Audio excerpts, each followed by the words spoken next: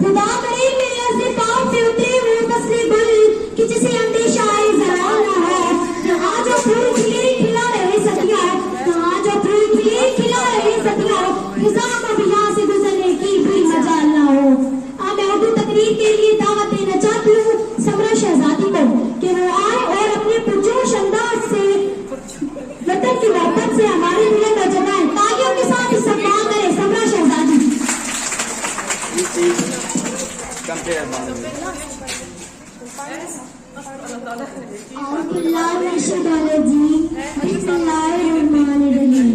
है जुर्म अगर वतन की मट्टी की मोहब्बत, है जुर्म अगर वतन की मट्टी का मोहब्बत, ये जुर्म सदा रहेगा मेरे हिसाब में। जनाब सर मस्जिद असादिराम और मेरे हमनशीं साथियों, अस्सलाम वालेकुम।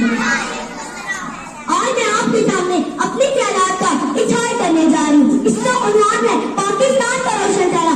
आप और मैं जिस मुल्क की बासी है वो दुनिया में पाकिस्तान के नाम से जाना जाता है। जी हाँ जनाब, मेरा वतन पाकिस्तान, मेरा चमकता चमकता रोशन जगह पाकिस्तान, इसके बुलंदों वाला बाल, इसके दिल में वादियां, इसके परिंदों की आजाद उड़ाने, इसके दरियाओं में झरनों को शोरों गुल। क्या है दुनिया मेरे पाकिस्तान में। जनाब सर मेरा पूरी दुनिया का सबसे खूबसूरत मुल्क है।